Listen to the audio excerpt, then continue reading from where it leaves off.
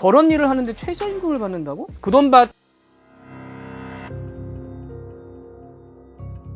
네, 깐깐해서 남주자. 오늘은 우리가 너무나 그동안 당연하게 생각을 해왔는데 바닥부터 흔들리고 있는 현상이 있습니다. 이게 실제로 만약에 불거진다면 우리 경제에 상당히 큰 충격을 줄 수 있는데, 오늘 얘기의 시작은 여기서 한번 시작을 해보도록 하겠습니다. 바로 조선소입니다. 요새 조금 괜찮아졌어요.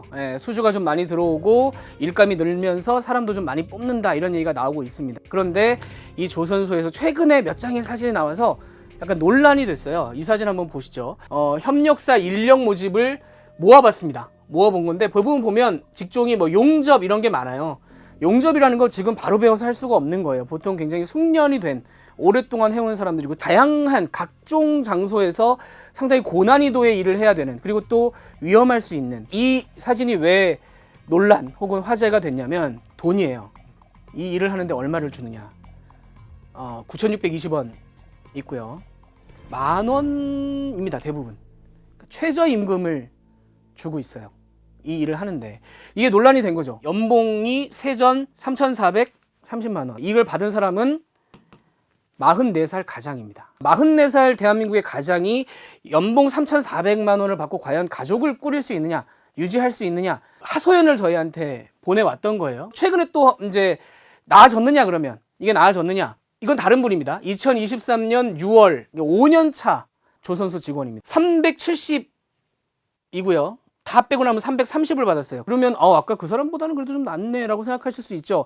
여기서 그치시면 안 됩니다. 왜냐하면 24일을 일했습니다. 일단, 그죠?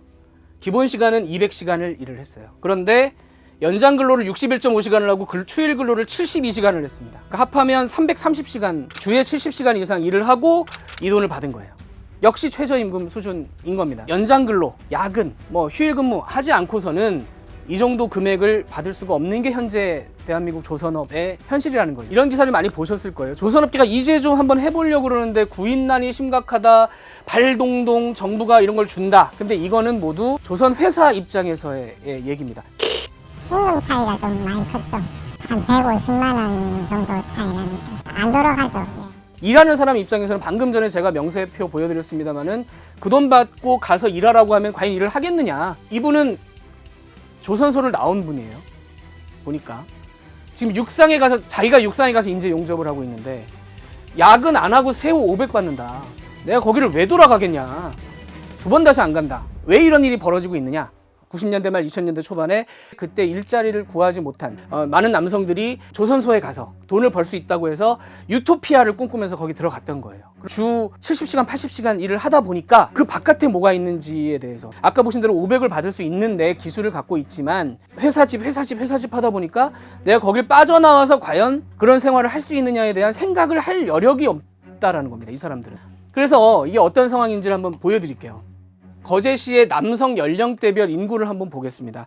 빨간색이 15년 전, 2008년 6월이에요. 30대가 제일 많습니다. 30대가 중심이 돼서 15년 전만 해도 건강하다고 할 만한 인구 구조를 가지고 있는데, 이게 노란색이 2023년 6월, 지난달입니다. 특히 20대가 쭉 빠진 걸 보실 수가 있죠. 더 이상 20대가 들어오지 않고 30대도 쭉 빠져 있습니다. 이 빨간 그래프가 그대로 오른쪽으로 이동하셨다고 보면 돼요.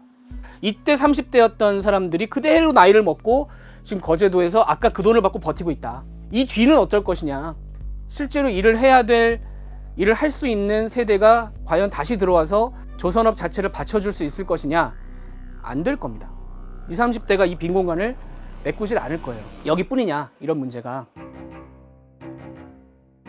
이 부분도 사람들이 생각을 잘 안 하는데 바로 물류입니다. 화물차 부분. 우리가 먹고 사는 문제, 수출하고 물건 왔다 갔다 하고 모든 게 다 화물차에 맡겨져 있어요. 그런데 전 세계적으로 화물차 기사를 지금 구하기가 어렵습니다. 왜냐면 집에 못 가요. 일단 워라밸 다 무너졌어요. 장거리 뛰어야 되고 가족도 못 보고 이런 데서 자야 돼요. 그러니까 이걸 하려는 사람이 없는 게 전 세계적인 트렌드입니다. 문제가 그래서 어떻게 되냐면 미국을 한번 볼게요. 가장 많은 연령대가 55살 이상입니다. 고령화가 돼 있죠. 45에서 55도 26.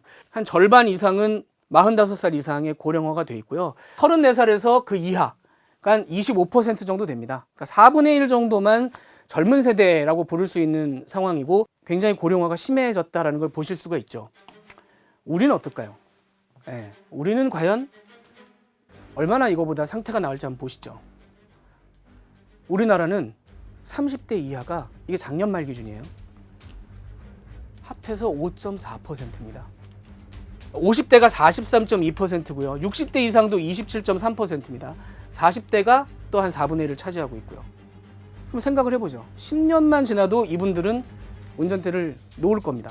어떤 이유에서든 뭐 건강이 됐든 뭐 아니면 나 이제 가족을 챙기겠다고 하든 사라질 가능성이 높아요. 과연 그때 그러면 우리나라 수출은 누가 할 것이며 쌀과 배추와 무와 먹을 건 누가 나를 것이며 물류를 누가 책임질 것이냐, 현재로서는 대책이 없는 상태입니다. 왜 이런 일이 발생하느냐, 시멘트 기사들의 한번 상황을 보시면 2019년에 월에 375시간을 일했습니다. 주에 80시간대 근무를 했어요. 그런데 그때 받은 돈이 월에 200만 원입니다.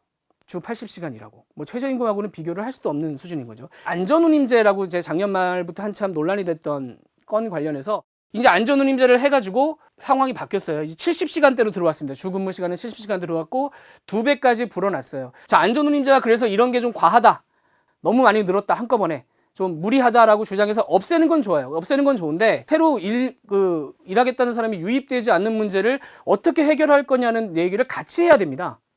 그걸 안 하고 지금 너무 비싸니까 옛날 거로 받아라고 얘기를 한다고 하면 10년 뒤에 어떻게 할 거냐는 거예요. 대한민국의 화물차 기사들이 왜 저런 모양이 됐느냐? IMF가 컸어요. IMF 전까지는 대한민국 화물차 기사들은 직장인이었습니다. 화물은 대형 회사들이 보통 나누고 이 운전하는 사람들은 월급을 받는 사람들이었어요. 근데 IMF 때 큰 문제가 발생하고 사람들이 일자리를 못 구하니까 정부가 화물차 가지고 오시는 분들 면허 드릴게요. 화물차 하세요. 라고 한 거예요. 97년에요. 화물차가 17만 대가 있었어요. 대한민국에. 근데 5년 만에 2002년에 33만 대로 늘어납니다. 60대 이상의 이 사람들과 50대 대부분, 그 다음에 40대 한 일부분은 그때 이 업에 들어온 사람들입니다. 그리고 20년 넘게 주 80시간, 70시간 일을 하면서 차 안에서 먹고 자면서 차 할부금 갚아가면서 일을 하고 있는 사람들이에요.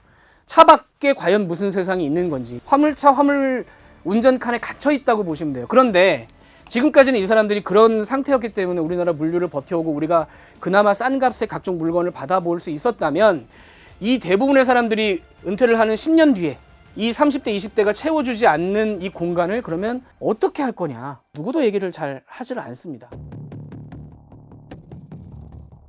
아까 보셨던 이 노란색 그래프가 또 한 클릭 이동해서 이쪽으로 몰렸을 때, 그리고 여기가 이렇게 쭉 내려가는 그래프가 됐을 때 이걸 도대체 어떻게 메꿔서 대한민국의 그래도 5대 수출 산업 중에 하나라고 하는 조선업을 유지하거나 혹은 지탱할 수 있겠느냐? 외국인 데려온다, 뭐 이런 돈 더 주겠다, 약간 단기 처방적인 얘기는 하지만 구조적으로 어떻게 할 거냐라는 얘기를 하지 않아요. 이게 왜 그러냐면 제 판단인데 우리가 너무 발전을 잘해서입니다.